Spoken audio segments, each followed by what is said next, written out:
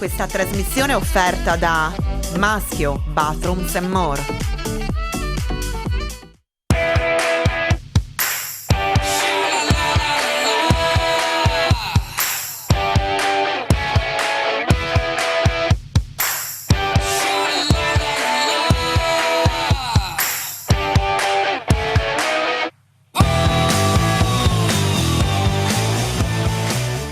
Buonasera a tutti voi, buonasera e ben trovati a questa nuova puntata di Economai FVG 2021, imprevisti e probabilità è il titolo che abbiamo dato a questa puntata. Negli ultimi tempi si è tanto parlato di disagio legato alla pandemia per quanto riguarda i giovani, gli studenti. Qualcuno ha fatto presente negli ultimi tempi che grande disagio c'è anche nelle imprese, tra chi lavora, tra chi ha la responsabilità di dipendenti. Di questo parleremo nel corso della puntata di questa sera, cercando di capire quali sono i problemi e magari immaginando anche qualche possibile soluzione. Il tema è quello della gestione dell'incertezza, tante variabili spesso impazzite, condizioni che cambiano di giorno in giorno, quello che vale oggi probabilmente domani non varrà più e insomma come si fa a gestire questa situazione? Come si fa a guardare al futuro in queste condizioni? Ne parleremo questa sera, ma per cominciare lascerei subito spazio al contributo che ci arriva da Giovanni D'Apozzo, presidente della Camera di Commercio di Pordenone Udine, presidente regionale di Confcommercio, che proprio qualche giorno fa ha lanciato un appello. Partiamo allora proprio da qui.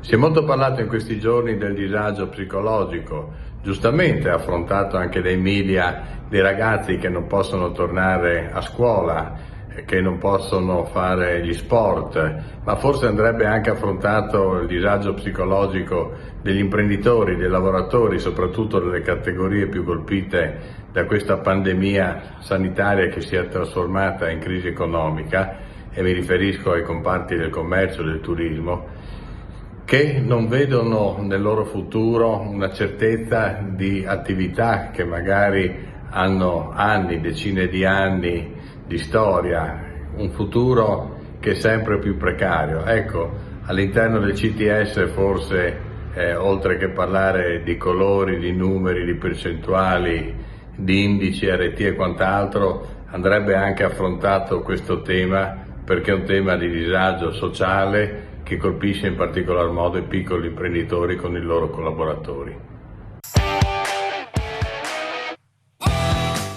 E allora da questa sollecitazione parte la nostra riflessione. Vado a presentarvi gli ospiti con i quali parleremo questa sera. Saluto e ringrazio Graziano Tilatti, presidente regionale di Confartigianato. Grazie per essere tornato con noi. Buonasera. Grazie, buonasera. Saluto anche William Pezzetta, segretario regionale della CGIL. Ben ritrovato. Buonasera. Ci segue ed è collegata con noi tramite Skype. Salutiamo anche lei, Anna Degano. Eccola inquadrata. Buonasera, ben ritrovata. Psicologa, psicoterapeuta e presidente di Aspic FVG. Buonasera. Buonasera Alessandra, buonasera a tutti voi. Allora parto subito da Graziano Tilatti, entriamo un po' nel vivo della discussione. Gestire l'incertezza, vivere nell'incertezza e lavorare nell'incertezza, una prova durissima alla quale tutti noi nei vari settori siamo sottoposti in questo momento, però nessuno si aspettava che questa incertezza sarebbe durata così a lungo.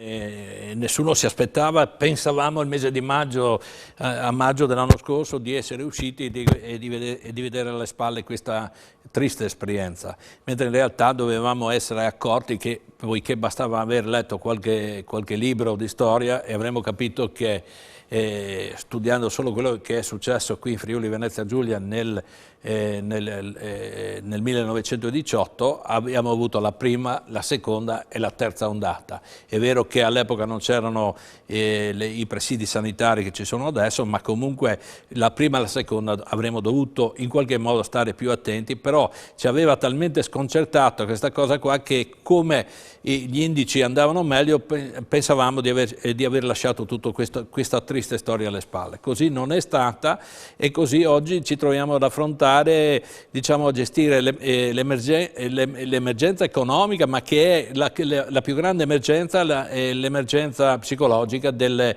persone, per quanto riguarda gli imprenditori, i piccoli imprenditori, per quanto riguarda poi anche i lavoratori, quelli che sono a fianco a noi in questo momento, per non parlare anche di quelli che sono i nostri clienti, i nostri consumatori, che anche quelli che vivono in una condizione di tranquillità sotto il profilo economico e anche che non hanno le tensioni che vivono i piccoli imprenditori, gli artigiani, i commercianti, quelli dei settori più colpiti, cominciano ad avere dubbi sul proprio presente e quindi incertezze per il futuro. Quindi nasce una situazione anche dal mancato contatto, perché il fatto di potersi incontrare, di poter frequentare fra persone, poter scambiare qualche opinione, qualche parola, sarebbe già importante, perché la gente trova conforto anche nel ragionamento che altre persone possono fare. Ecco, voi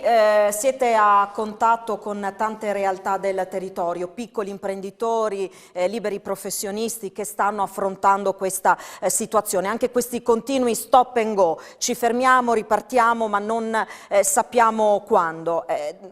Dopo la prima ondata in qualche maniera si era cercato di riorientarsi, questa è stata un'ulteriore batosta, c'è maggiore difficoltà e soprattutto c'è proprio più difficoltà semplicemente a immaginarsi nel futuro? C'è maggiore difficoltà proprio a immaginarsi e a organizzare, no? In particolare quelli che il mondo della ristorazione, ma anche le nostre imprese che operano nel food, che vanno diciamo al traino di queste aziende, chiudi, apri, non sai se puoi aprire per quanto ore, quindi alla fine diventa uno stress continuo che noi stiamo, diciamo, dai nostri centri di ascolto che abbiamo attivato, cominciamo a percepire che piuttosto che affrontare l'incertezza di aprire e non essere certi, cioè si dà per scontato che le attività per un tot di tempo non aprono. Ecco, e questo è pericolosissimo, perché mette in una condizione quasi di lockdown anche la capacità organizzativa del lavoro e della propria vita. E poi proprio lo spirito con il quale si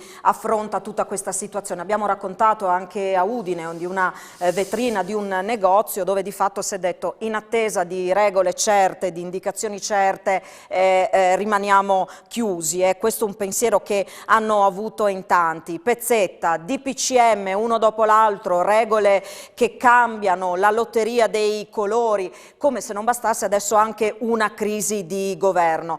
Ce ne sono anche in altri paesi, ci sono state delle elezioni con la pandemia anche in altri paesi, però qui proprio c'è davvero la sensazione di annaspare, no? Di muoversi nel buio.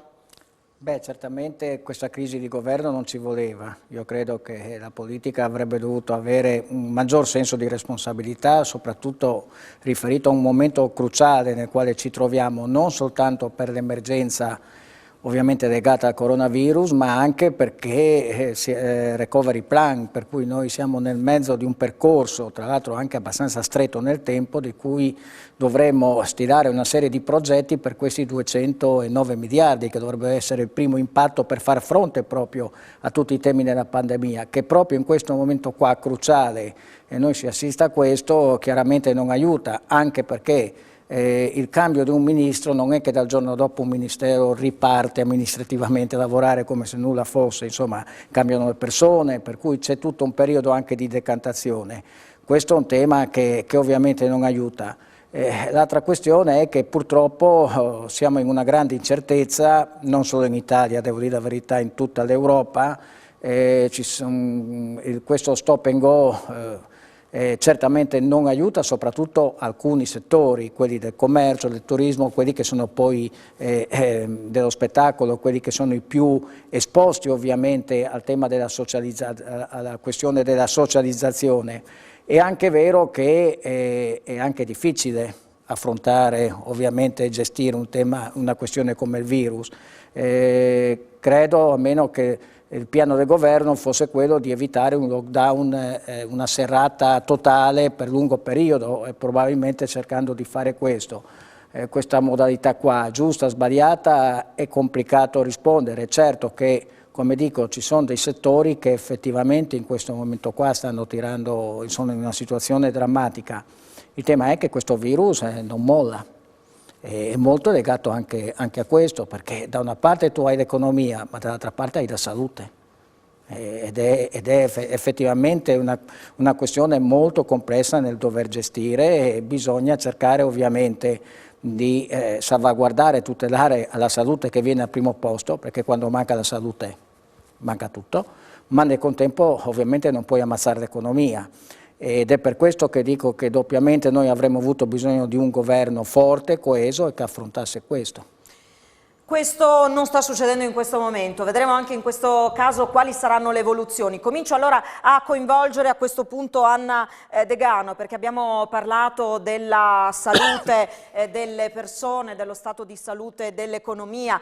Qual è lo stato di salute psicologico degli imprenditori, ma insomma anche più in generale dei lavoratori? Lo stato di salute non è buono, proprio perché, come dice Pezzetta, questo momento è un momento in cui c'è molto stop and go e c'è un'assenza della responsabilità. Non c'è una scelta chiara, questa precarietà di cui parlavi tu, questo andare avanti e indietro dal punto di vista del governo crea molta confusione, crea soprattutto una polarità di emozioni sia nei lavoratori che negli imprenditori. Da un lato c'è grande rabbia, la rabbia è legata all'impotenza, non poter fare assolutamente niente e non avere indicazioni chiare, non c'è coraggio. Questo è il tema, non c'è coraggio nell'affrontare questa situazione pandemica che riguarda non solo il governo ma riguarda anche la popolazione. Le responsabilità vanno condivise e quindi ci vuole il coraggio anche di scegliere. Da un lato quindi la rabbia rispetto a questo, all'impotenza che hanno spesso gli imprenditori rispetto a una situazione verso la quale non possono fare nulla, loro che si sono sempre sentiti responsabili, soprattutto parlo dei piccoli e dei medi, responsabili di ciò che fanno, hanno risposto sempre in prima persona e nessuno li considera in questo momento. E questo è il fatto, non è un caso che i giornali parlino solamente degli studenti, del personale sanitario, cioè esistono gli imprenditori che sono soli e secondo me questo è lo stato, tra virgolette, abbandonico, lo stato abbandonico degli imprenditori che li fa sentire, dicevo prima, arrabbiati. L'altro senso emotivo che emerge è la tristezza, che è legata proprio spesso a una sintomatologia depressiva. C'è una depressione, cioè la mancanza di speranza. Un governo deve dare speranza, come anche l'imprenditore deve ritrovare in qualche modo, questo è il movimento, vedo, il movimento bilaterale, perché come dicevo si affronta la pandemia come qualsiasi grande crisi se tutte le parti di un sistema fanno la loro parte, ma contemporaneamente. Io non posso chiedere all'imprenditore, tra virgolette, di assolvere a tutti i suoi compiti, di dover, tra virgolette, pagare tutti gli oneri, ma non lo metto nelle condizioni poi di sostenerlo in allora, questo. ci fermiamo un attimo perché andiamo in pubblicità. Al rientro ripartiremo proprio da qui, il disagio degli imprenditori, ma come dicevamo anche con un'ottica in qualche maniera positiva. Cerchiamo di capire comunque come venirne fuori partendo comunque dalla situazione attuale che purtroppo conosciamo bene. Una pausa per la pubblicità, tra poco.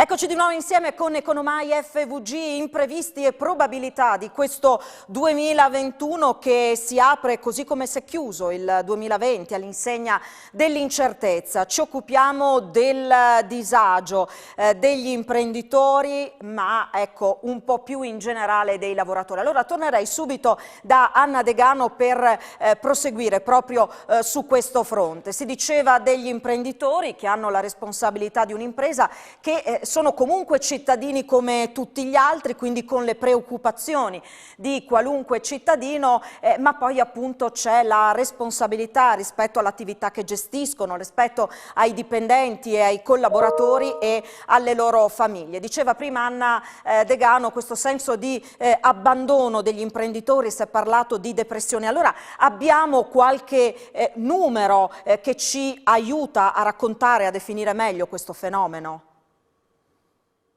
Sì, consideriamo che c'è stato un forte aumento di suicidi, a ragione di quanto dicevo prima, di quanto purtroppo il senso di abbandono, la rabbia che porta gli imprenditori spesso a sentirsi impotenti, a sentirsi delusi, a sentirsi frustrati, e tutto ciò porta con sé anche, ricordiamoci, il vissuto fallimentare, che soprattutto è legato anche alla cultura, e noi nel nord-est sentiamo una forte correlazione tra la responsabilità morale, la responsabilità personale verso gli altri e la nostra capacità di espletare questo. Quindi l'imprenditore che non riesce a sostenere la propria azienda, a portarla avanti, spesso tende ad accusarsi, quindi a darsi la colpa, a prendersi le responsabilità fino alla fine, e il vissuto fallimentare spesso purtroppo si esprime anche attraverso la difficoltà nel reggere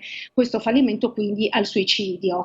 Sono aumentati i suicidi, consideriamo che la metà dei suicidi in questi ultimi 2 anni sono rappresentati dagli imprenditori. È un dato importantissimo questo.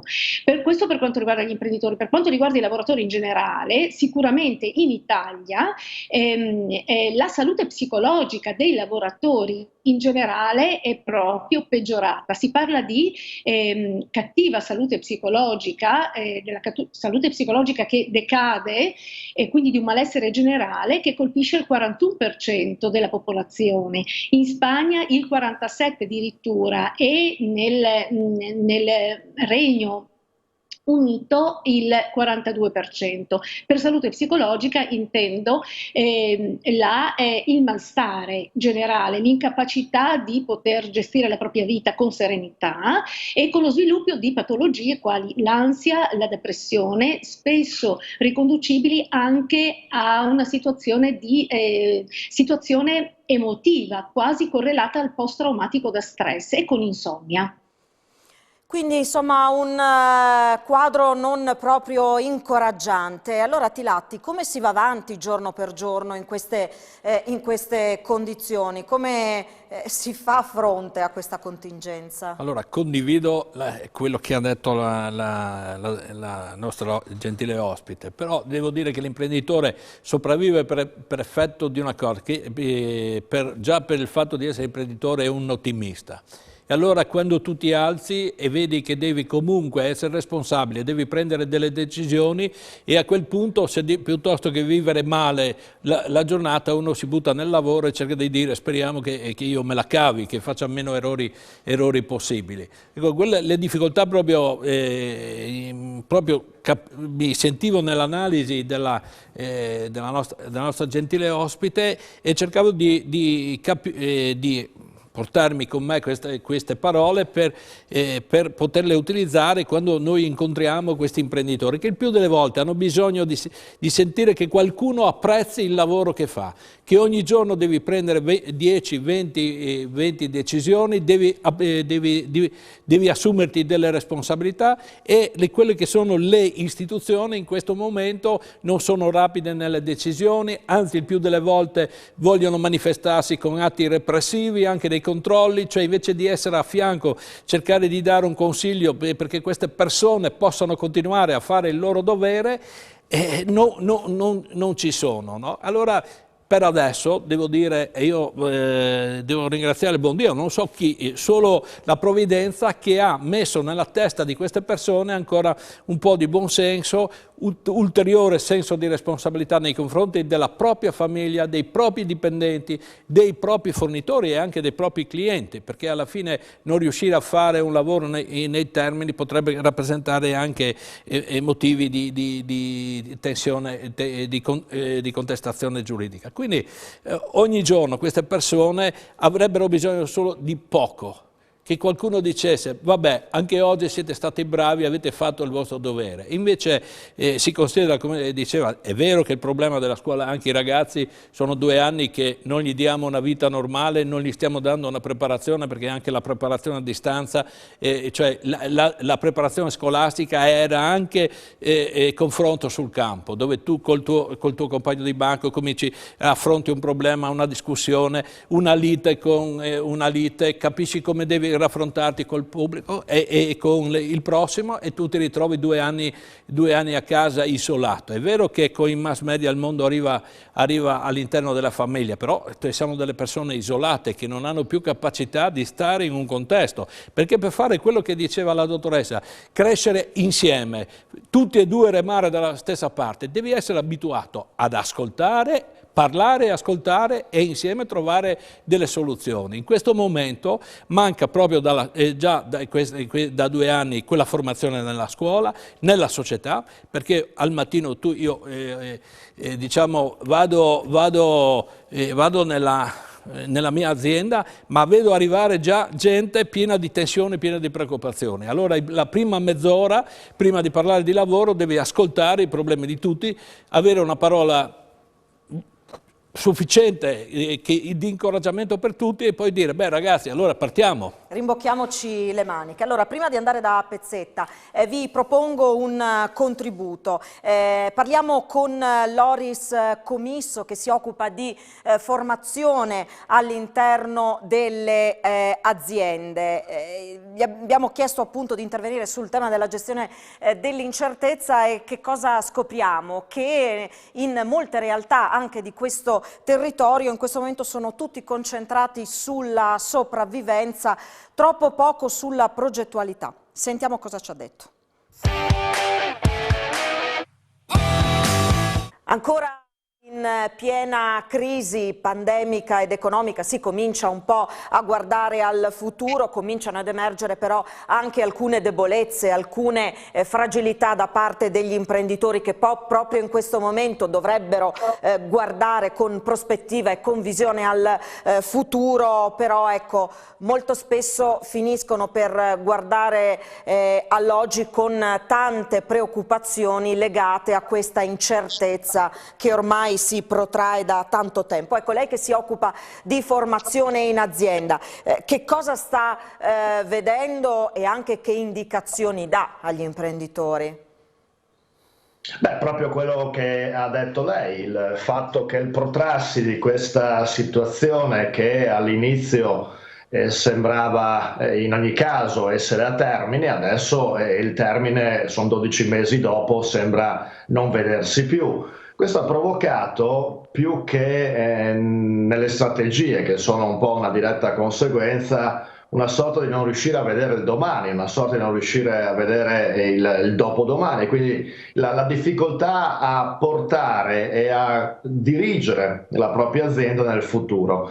Ancor di più se usciamo dal contesto manageriale, la gestione delle persone, perché in questo momento storico fare leadership, essere nel ruolo di leader, vuol dire in qualche modo uscire dai contenuti per curare di più le relazioni. Ecco, siamo in comportamenti di sopravvivenza in questo momento, non ci sono o faticano ad essere messe giù le progettualità per il futuro prossimo. Sembra lo specchio del governo per certi versi, che non riesce da un lato a mettersi d'accordo, ma dall'altro lato nemmeno a creare una progettualità per il futuro, fermo restando che da qui a poco avremo nel cassetto determinate disponibilità di denari. Ecco, la stessa cosa succede nelle aziende, non riescono a progettare il futuro. Quello che io faccio da piccolo titolare, definirmi imprenditore sarebbe un'eccezione del termine per quanto riguarda il mio ruolo, è quello proprio di continuare a progettare il futuro, conducendo la barca nel presente in maniera in qualche modo raziocinante, però bisogna in ogni caso progettare il futuro. Pensate che per quanto riguarda la mia azienda io ho già progettato tutte le progettualità, scusate il gioco di parole, che si faranno nel 2021 e perché no anche nel 2022. Prima fra tutte una trasformazione digitale che già ci eravamo messi prima a trasformare digitalmente le aziende, il processo era molto più lento, già faceva confusione all'interno di un'azienda, perché già un'azienda è in confusione che in questo guazzabuglio di processi, meccanismi che le aziende hanno, ecco che anche la trasformazione digitale aveva portato della complessità. Ora non ci sono più scuse, non ci sono più alibi, non ci sono più giustificazioni. Chi aveva programmato e progettato una trasformazione digitale in qualche modo si è trovato un passo avanti in questo momento. E allora riparto da Pezzetta, la difficoltà di guardare al domani, la difficoltà di riuscire a progettare il futuro, come si diceva in un momento, e come ricordava lei anche prima, in un momento importante in cui c'è una chance, un'opportunità dei fondi per tradurla in termini pratici, ecco, da utilizzare sul territorio, ecco, senza una visione e senza convinzione, appunto, come si diceva anche prima, scelte coraggiose, insomma, complicato davvero. Sì, io dico questo virus nella sua tragedia una cosa penso ci abbia fatto capire a tutti, la nostra fragilità. Noi io credo pensavamo di vivere dentro una sfera di cristallo, dentro un progresso che sarebbe andato avanti da sé per sempre, senza dover fare i conti con niente e con nessuno. È bastato qualcosa di microscopico che neanche vedi e ha messo proprio a soqquadro tutto il nostro sistema sociale, sanitario ed economico. Allora noi dobbiamo partire anche dalla consapevolezza delle nostre debolezze. Non siamo né immortali né siamo dei. Siamo persone che devono confrontarsi dentro la vita, dentro la natura, con tutto quello che comporta. Ecco, io credo che se c'è qualcosa nel dramma, nella tragedia, come dicevo, economica e sanitaria di questo virus, e che magari ci fa riflettere e ripartire dalla consapevolezza di alcune questioni nuove. Ad esempio, si è capito, l'Europa non avrebbe fatto un'accelerazione se passate dall'Europa dell'austerity all'Europa ovviamente del maggior welfare, di grandi aiuti ai paesi, del superamento dei patti di stabilità e quant'altro. Questo virus ha accelerato questa consapevolezza nella classe politica europea. Si è passati anche al tema della funzione e dell'importanza di un ruolo dello Stato. Prima c'era quasi un liberismo sfrenato dove il mercato doveva gestire tutto e nessuno doveva intromettersi.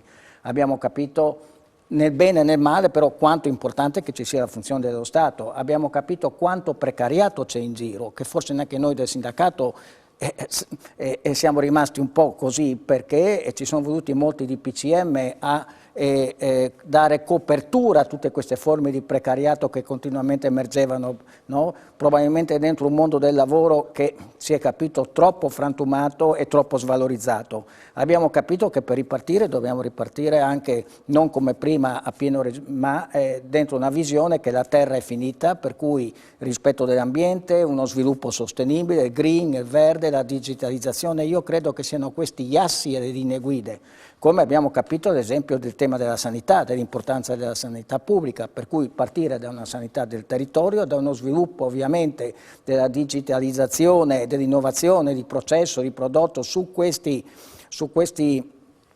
potrei dire sentieri qua, tenendo conto dell'ambiente, ma e chiudo tenendo conto che bisogna partire da un umanesimo diverso, la persona al centro. No? Ovviamente c'è il profitto, c'è tutto, ma dentro una visione, un umanesimo diverso. Se partiremo così io credo che garantiremo anche un futuro anche ai nostri figli, perché il tema dell'ecologia è uno dei temi che noi non possiamo far finta che non ci sia. Ci fermiamo, una pausa per la pubblicità.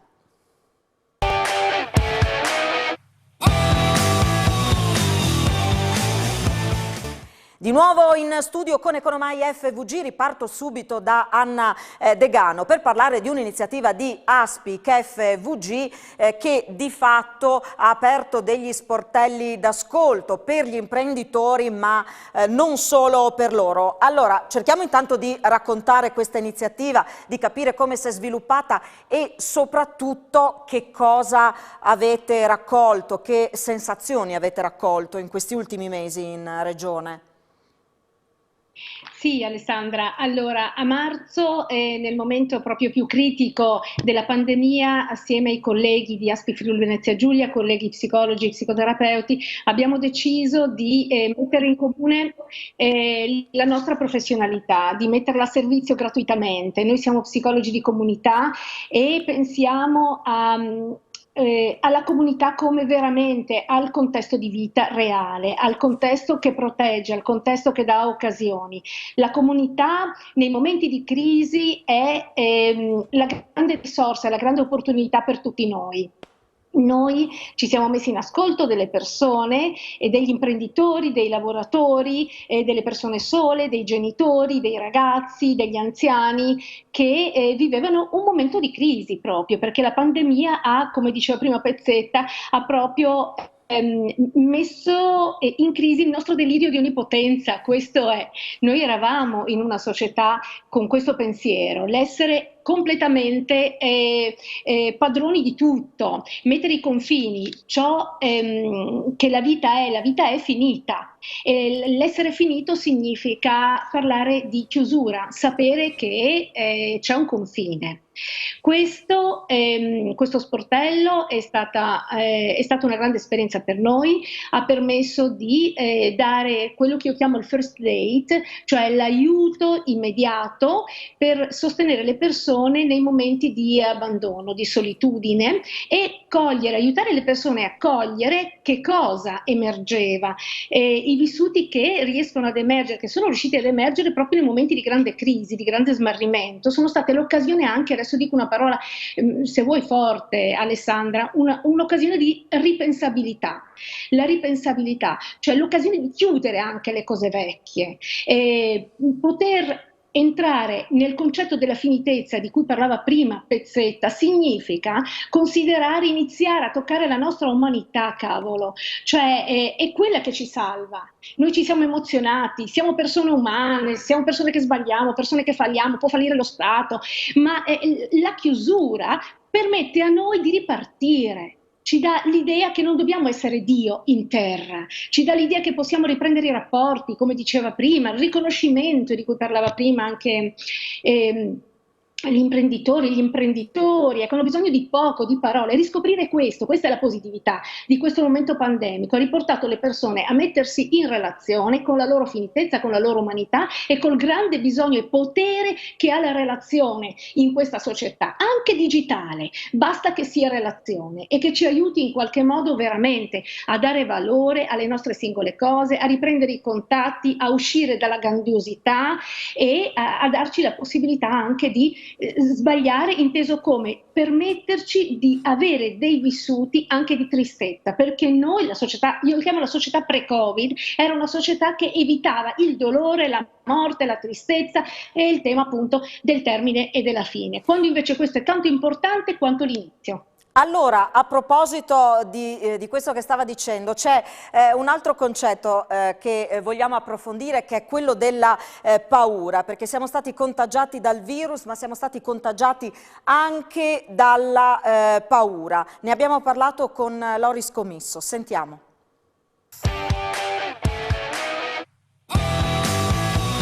Parliamo tanto in questo periodo di contagi rispetto al virus, c'è un altro contagio che si sta diffondendo ed è il contagio dalla paura che appunto blocca e forse impedisce proprio, no, di guardare avanti. È importante guarire anche da quello.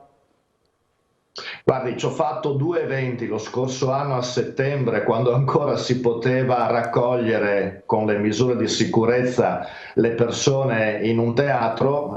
L'ho fatto a Merano, in provincia di Bolzano, a Lignano Sabbiadoro, proprio su questo titolo, contagiati dalla paura in sostanza, no? Sì, la paura in sé non è una brutta cosa, spesso pensiamo che sia una brutta cosa, un qualcosa da cui rifugiare o da evitare. In realtà la paura, quella sana, quella produttiva, è qualcosa che ci fa rizzare le antenne per poter gestire meglio i rischi poi. Certo è che quando poi questa paura, invece di diventare produttiva e sana, si trasforma in quella sensazione, quell'emozione che invece ci blocca e non ci fa andare più avanti, ecco che quella paura diventa improduttiva. Ecco, primo aspetto è intanto considerare la paura non come sbagliata, ma come produttiva o improduttiva. Cioè, o mi fa tirare fuori il meglio di quello che sono o della mia azienda, ovvero sia stiamo più attenti, abbiamo più accortezza, prestiamo maggiore attenzione a quello che è necessario fare, oppure ai rischi che potrebbero presentarsi. Allora la paura è sana. E diventa improduttiva il giorno che ci blocca. E perché diventa improduttiva? Perché noi, come persone, stiamo bene o male nel presente, quindi abbiamo paura o non abbiamo paura in funzione del futuro che proiettiamo. E certo è che, ricollegandomi al discorso di prima, se futuro non lo vediamo, il colore di questo futuro è grigio, è nero, ragion per cui risulta difficile nel presente vivere produttivamente quella paura. Collegandomi al discorso di prima, c'è un minimo comune denominatore in tutto quello che sta accadendo, che forse nel tempo siamo stati bravi a imparare a fare le cose, siamo stati bravi a creare dei modelli di business nelle aziende, un po' meno bravi in generale lo siamo nel gestire la nostra intelligenza emotiva. Ecco, si sente parlare molto di resilienza, ma al di là delle parole, delle etichette che si possono usare, la domanda è: sappiamo gestire le nostre emozioni? Perché io in giro, frequentando i luoghi aziendali, vedo molta gente nervosa, vedo molta gente impaurita, vedo molta gente che in qualche modo ha perso la speranza, l'entusiasmo. Ecco, questo vuol dire che nel corso del tempo, nel corso degli anni, al di là degli anni che poi anagrafici uno abbia, si è dimenticato di fare un lavoro interiore, fondamentalmente, che è quello di imparare a gestire le proprie emozioni. Pezzetta, la salute dei lavoratori, il clima che si respira nei luoghi di lavoro. Insomma, Commisso segnalava alcune situazioni legate, insomma, alle realtà che ha visitato. Certo è che il malessere serpeggia per una ragione e per un'altra. C'è chi sta male perché il lavoro l'ha perso, non ce l'ha, c'è chi sta male perché lavora in condizioni che non sono ottimali, che non sono ideali. Questo è un po' il quadro che emerge. Poi insomma il tema della paura. Beh, certo, c'è molta preoccupazione che poi sfocia in paura, anche perché questo virus è da un anno, no? Io mi ricordo all'inizio, nel primo lockdown, se vi ricordate, la gente andava nelle terrazze, cantava, c'era un senso di solidarietà, andrà tutto bene, no? E chiaramente dopo la stanchezza, la preoccupazione nel tempo, vedendo che dopo c'è una seconda ondata, pensavi di meno, una seconda ondata che per la nostra regione addirittura le morti sono triplicate, non se ne riesce a uscire, ed è chiaro che questo, sommato ovviamente alle preoccupazioni dell'economia, nei primi 6 mesi in Italia hanno chiuso 1 milione di partite IVA.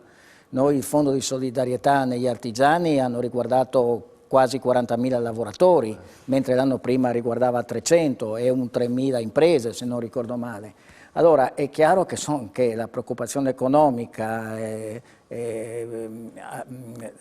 unita al fatto che è da tanto tempo che vai avanti, e soprattutto l'indeterminatezza del futuro, perché siamo legati, al di là di tutti i progetti che giustamente dobbiamo fare, del bisogno anche ovviamente di avere una speranza e un programma, ma chiaramente sono legati anche all'andamento del virus.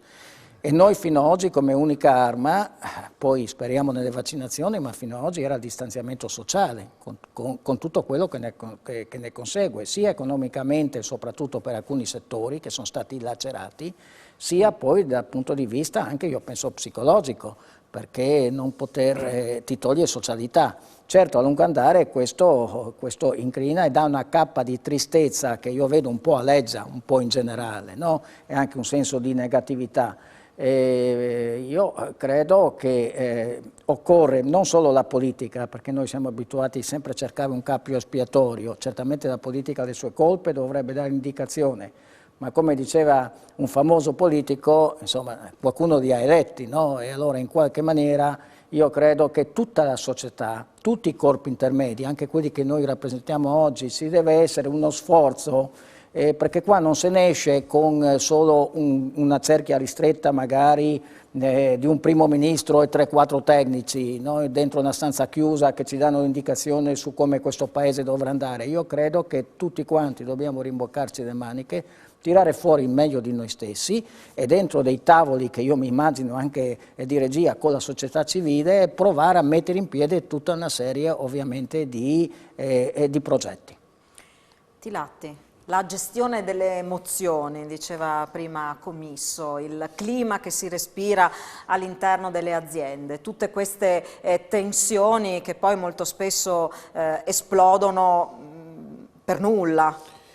Diciamo esplodono perché è un anno un po' che facciamo una vita un po' diversa da quella che che eravamo abituati, come si diceva prima, pensavamo che niente potesse finire e quindi che tutto fosse facile. Però io ho visto all'interno dell'azienda nostra che cosa stava succedendo. La tensione magari ce l'hai con quelli che lavorano in ufficio con gli apparati digitali, invece quelli che poi vanno fuori sul cantiere li devi ascoltare al mattino, motivare, poi vanno, ma la sera tornano tranquilli perché hanno realizzato e attraverso il lavoro hanno espresso anche i loro sentimenti, le loro passioni e li vedi diversi, cioè che hanno avuto il contatto, magari anche il confronto col collega, perché qualche volta nascono anche delle tensioni sul lavoro che poi sfociano in niente, però nascono, però c'è la vita, no? E quindi uno attraverso il lavoro ha vissuto una giornata serena,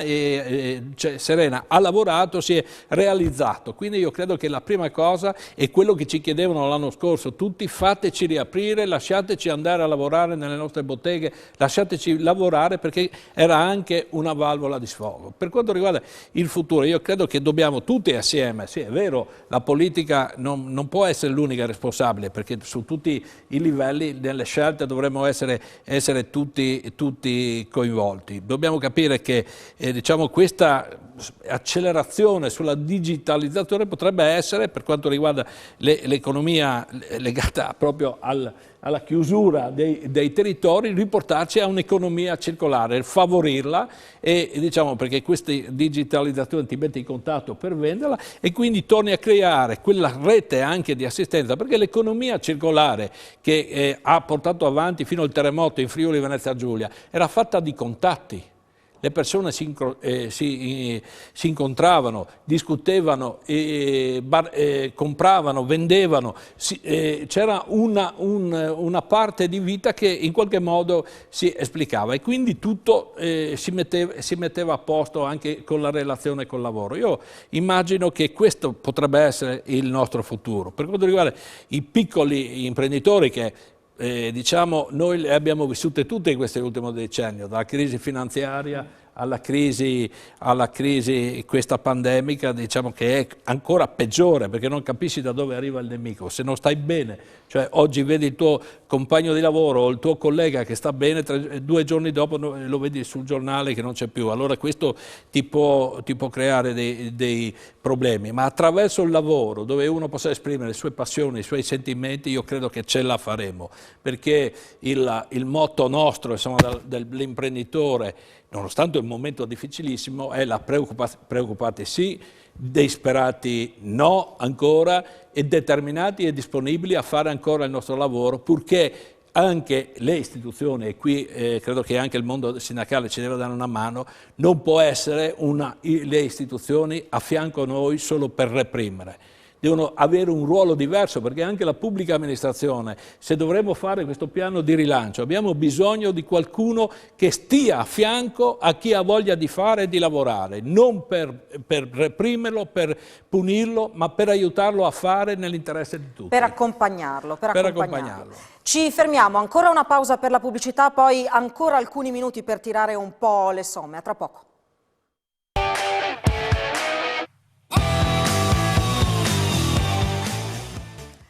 Un ultimo tema, un'ultima sollecitazione. C'è un aspetto, un tema che è emerso nel corso di questa pandemia, che è anche qualcosa di peculiare di questo territorio, dove in generale il mondo del lavoro, tutti i lavoratori, che si tratti di liberi professionisti, di imprenditori, di dipendenti, hanno sempre pensato di potercela fare da soli anche nei momenti più difficili. Adesso in tanti si trovano in qualche maniera a dipendere da sussidi, chiamiamoli così in termine generale. Ci sono tante realtà del territorio, ad esempio, che per la prima volta hanno introdotto la cassa integrazione. Per qualcuno è stata una vera e propria violenza. Sentiamo le considerazioni in tal senso di Comiso, poi andiamo a chiudere con i nostri ospiti.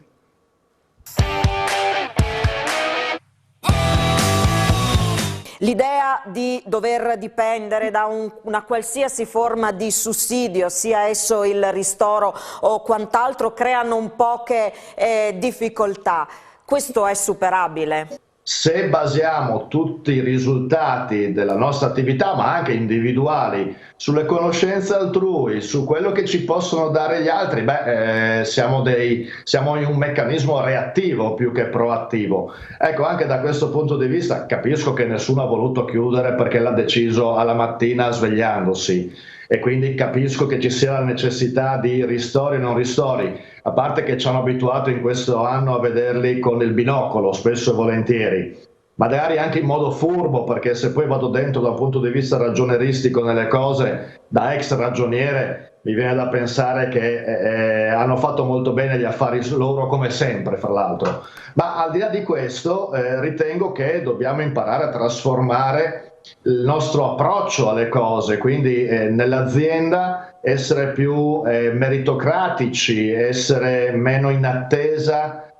di sussidi, capisco poi il debito magari in banca per investimenti. Ecco, già capire la differenza fra debito buono e debito cattivo, sia in termini di contenuto denari, sia in termini di relazioni, potrebbe essere già un po' un punto di partenza. Ad esempio, un modello che io ho sempre seguito e ho sempre proposto è quello di non andare mai a debito di nessuno, o anche per quanto riguarda gli investimenti trovare nuove forme di investimento. Solo che fare da soli, come era nella domanda che lei mi ha fatto, di sicuro è una tendenza, e noi nel Friuli Venezia Giulia fra l'altro la usiamo molto, questa tendenza egocentrata, no? Che non si può chiedere aiuto agli altri. Ecco, chiedere aiuto forse è una cosa che dovremmo imparare a fare. Allora, per concludere, vado da Anna Degano, ripartendo da qui, imparare a chiedere aiuto, questo ovviamente a 360 gradi, diciamo così, perché a volte veramente essere ascoltati può essere proprio l'inizio di questa richiesta di aiuto. Sì, la richiesta di aiuto è un atto di grande crescita, di grande potere anche, e anche di grande riconoscimento rispetto, ritorno al tema di prima, della nostra finitezza. Noi non siamo perfetti, e sto pensando in questo momento ai nostri giovani. Vorrei spendere una parola su questi giovani che oltretutto soffrono molto questa crisi economica, molto la precarietà. Allora, i giovani guardano noi adulti, che siamo noi genitori, noi imprenditori, noi politici, guardano non solo con l'occhio dell'attesa della performance I nostri giovani non ci chiedono di essere perfetti, i nostri giovani ci chiedono di superare le difficoltà. Fammi vedere, come dicevo prima, il coraggio che tu hai in questo momento, mi fai vedere che sei genitore, che sei imprenditore, non se non cadi mai, non se le cose vanno sempre bene, mi fai vedere se sei genitore, se risali, se ti rialzi, come ti rialzi, che è la forza, la voglia di essere agganciato alla vita. Hanno bisogno di vedere questo e quindi hanno bisogno della nostra speranza, hanno bisogno anche di relazione, hanno bisogno di contatto. Quindi il pensiero mio è allo sviluppo della speranza, a darci la possibilità di sbagliare e di ripartire, a creare la solidarietà, sto pensando tra imprenditori, tra pari e anche tra imprenditori e dipendenti, pensare che siamo tutti nella stessa famiglia, nella stessa difficoltà e che possiamo ripartire, che probabilmente il vero imprenditore si vede in questa occasione, quando l'imprenditore può esprimere anche le proprie emozioni, può dire siamo in difficoltà, siamo in un momento difficile, è difficile per me, anche la tristezza, anche il pianto, l'emozione non va gestita, va vissuta, va espressa, in questo noi possiamo trovare e ricreare nuova umanità e nuova sensibilità e anche nuova economia.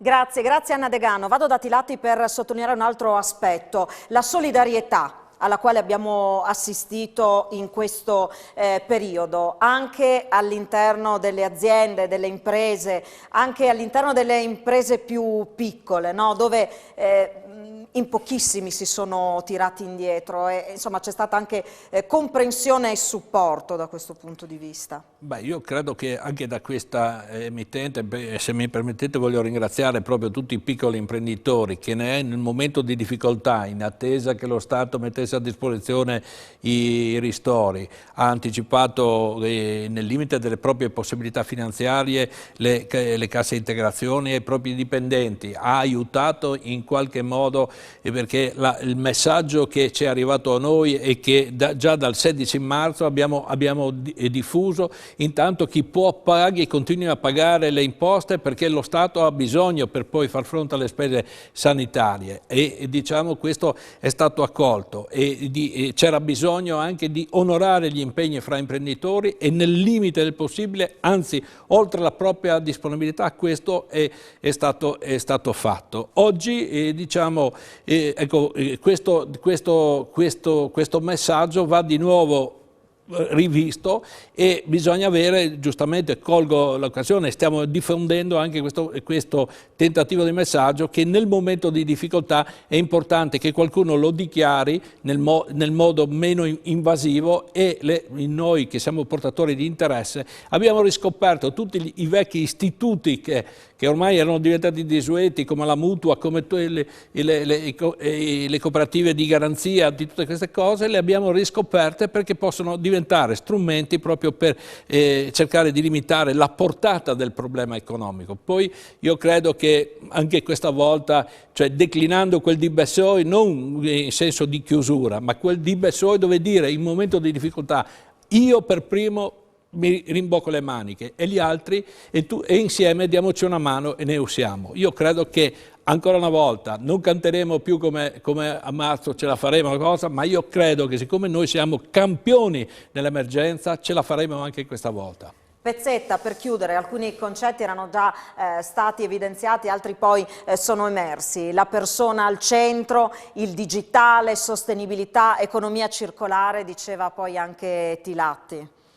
Sì, io direi che bisogna ripartire, noi abbiamo anche una grande opportunità, grazie anche a questi soldi, a queste grandi risorse che ci arriveranno dall'Europa, di voltare pagina, di fare un cambiamento epocale, ovviamente a mio avviso diverso, anche per dare un futuro, una speranza ai giovani, che si diceva fino adesso. E partire dal lavoro, partire da un nuovo umanesimo, come dicevo, dalla centralità del lavoro, partire ovviamente dentro una progettualità nuova, dentro ovviamente indirizzi anche di settori sui quali ovviamente investire, dentro un concetto anche nuovo che che riparta non verso forme di assistenzialismo o di sovvenzioni così lobbistiche, eccetera, ma dentro una progettualità vera. Questo è il salto di qualità che secondo me anche il nostro Paese deve dare. Dovremmo gestire insieme ancora l'emergenza che è presente, per cui ovviamente dando sostegno alle persone, ma nel contempo dentro una progettualità vera che ci ponga il nostro Paese alla pari degli altri paesi del Nord Europa. Questa è la grande scommessa che noi abbiamo davanti. Noi abbiamo tutti i mezzi per vincerla, abbiamo tutti i mezzi e io mi auguro che ce la faremo. Senza dimenticare, come si diceva prima, tutte quelle fragilità, no? Che sono emerse, che hanno bisogno di essere assolutamente curate. Non è che poi quando si riparte ci dimentichiamo di quello che è successo e dei problemi, insomma, no? Che sono emersi. Speriamo di no, speriamo di... Anche noi ci mettiamo un pizzico di speranza in questo ragionamento. Ringrazio i nostri ospiti, Graziano Tilati, William Pezzetta, Anna Degano, grazie anche ai tecnici in regia e a voi che ci avete seguito da casa. Alla prossima, arrivederci.